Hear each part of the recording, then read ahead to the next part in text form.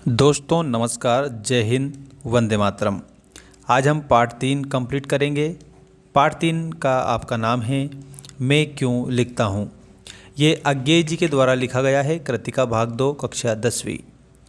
यहाँ पर आप लोगों को 2 चैप्टर्स पहले हमने कंप्लीट करा दिए, उनको आप देख लीजिएगा। इसमें समस्त जो क्वेश्चन आंसर है आप लोगों को उत्तर सहित मैं आपको बताऊँगा। देखिए आपका पहला क्वेश्चन, यहाँ मैं क्यों लिखता हूँ नामक ये जो आप लोगों का चैप्टर है, इसमें एक कविता भी लिखी है जो कि मूलतः हीरानंद सच्चिदानंद वात्स्यायन अज्ञेय के द्वारा लिखी गई है। देखिए अभ्यास प्रश्न में पहला प्रश्न, लेखक के अनुसार प्रत्यक्ष अनुभव की अपेक्षा अनुभूति मतलब कि जो हमें अनुभव होते हैं, ठीक, वो भावना जो होती है वो अनुभूति कहलाती है।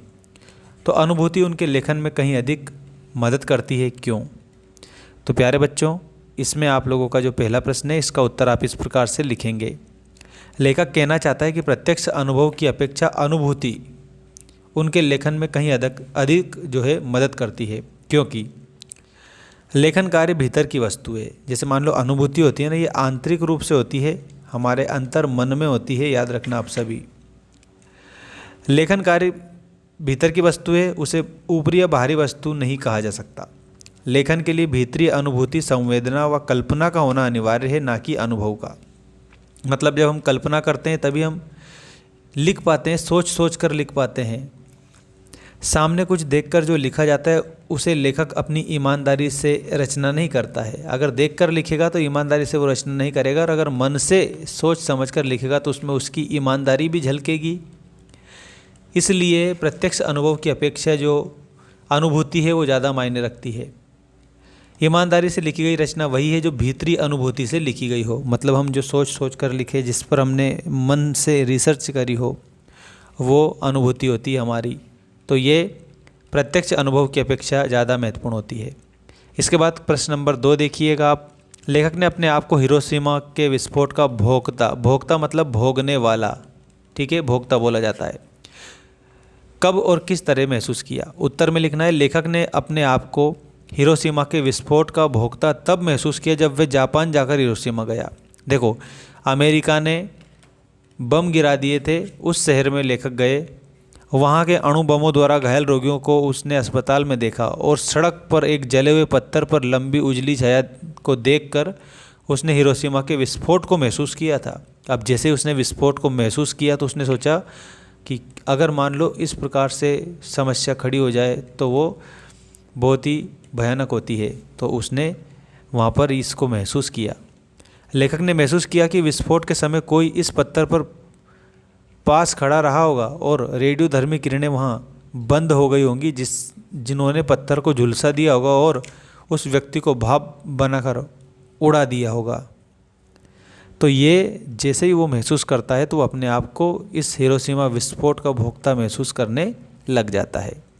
इसके बाद में अब देखिए क्वेश्चन नंबर 3, मैं क्यों लिखता हूँ के आधार पर बताना है आपको लेखक को कौन सी बातें लिखने के लिए प्रेरित करती है। किसी रचनाकार के प्रेरणा स्रोत किसी दूसरे को कुछ भी रचने के लिए किस तरह से उत्साहित करते हैं।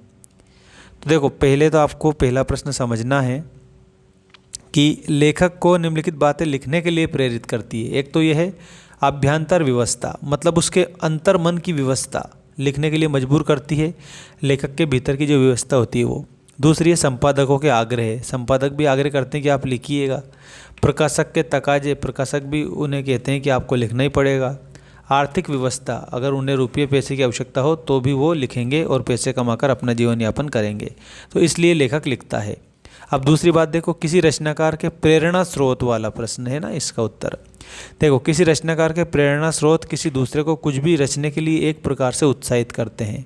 अब उत्साहित कैसे करते हैं वो आप समझ लीजिएगा।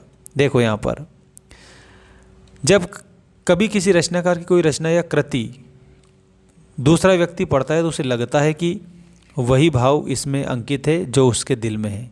मानो ये रचना उसी दूसरे व्यक्ति के द्वारा लिखी गई है जो कि उसको पढ़ता है। तब वह दूसरा रचनाकार या व्यक्ति भी सोचता है कि वह स्वयं भी ये लिख सकता है। अतः किसी रचनाकार के प्रेरणा स्रोत दूसरे को कुछ भी रचने के लिए उत्साहित करते हैं। अगर मान लीजिए उसने अपने मन की बात लिखी, दूसरा कोई उसको पढ़ रहा है, तो वो समझेगा कि ये सब मैं भी तो लिख सकता हूँ, मेरे साथ भी तो ऐसा हुआ है, तो उसको लिखने के लिए प्रेरणा मिली है।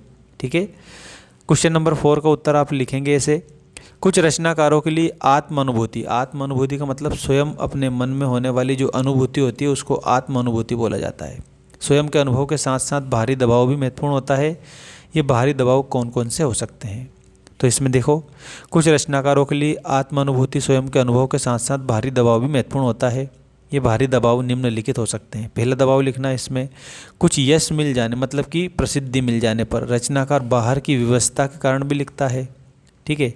जैसे यदि कोई संपादक कुछ लिखने का अनुरोध करे, ठीक, तो ये बाहरी व्यवस्था हो जाती है।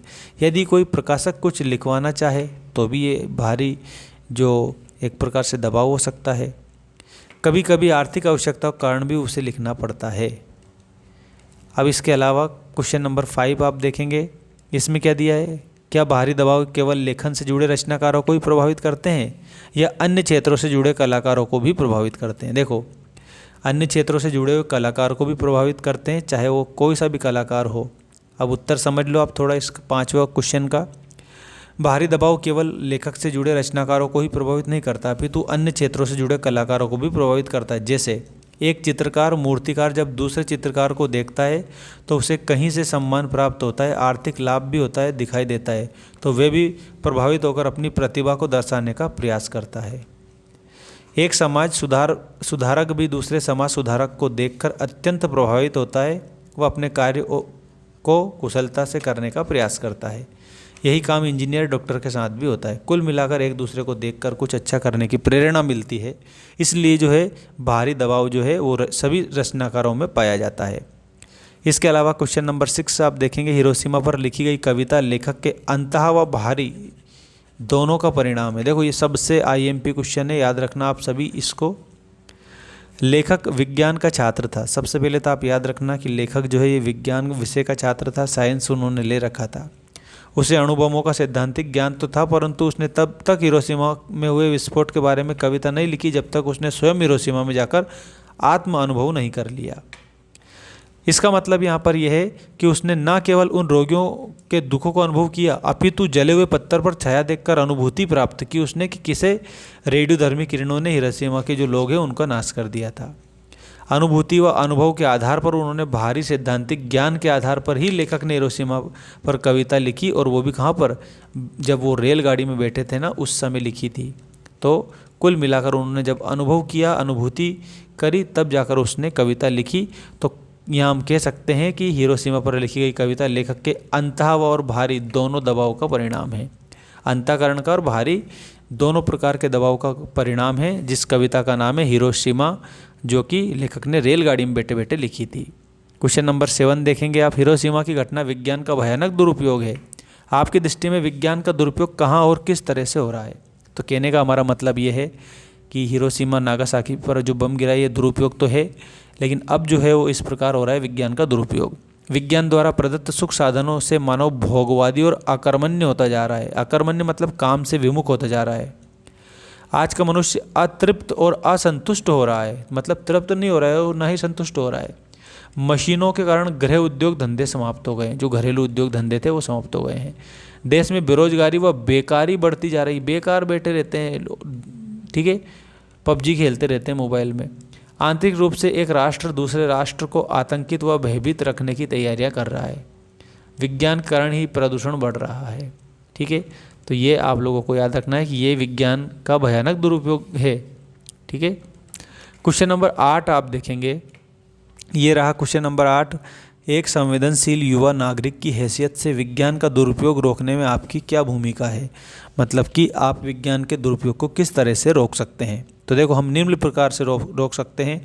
विज्ञान द्वारा प्रदान किए गए जो अस्त्र शस्त्र हैं, मानव जाति के कल्याण के लिए हम इस्तेमाल करेंगे। दूसरी बात, विद्युत शक्ति का प्रयोग उचित तरीके से करने पर बल देंगे।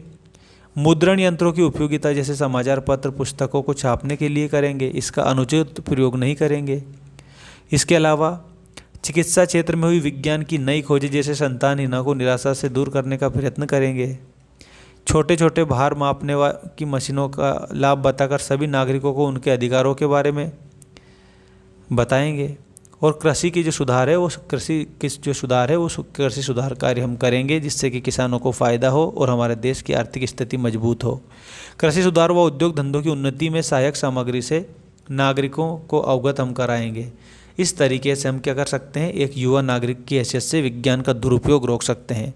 इसी के साथ ये पाठ समाप्त होता है। आप सभी स्टूडेंट्स पूरे क्वेश्चन आंसर कंप्लीट करेंगे। इस वीडियो को आप 2 बार देख सकते हो, 3 बार देख सकते हो, जितनी भी आपकी इच्छा उतनी बार आप इसको देख सकते हो हमारी इस एप्लीकेशन पर। तो आप अपने दोस्तों के साथ भी इस ऐप को ज़रूर शेयर करना ताकि उनको भी फ़ायदा मिले। धन्यवाद। जय हिंद। वंदे मातरम।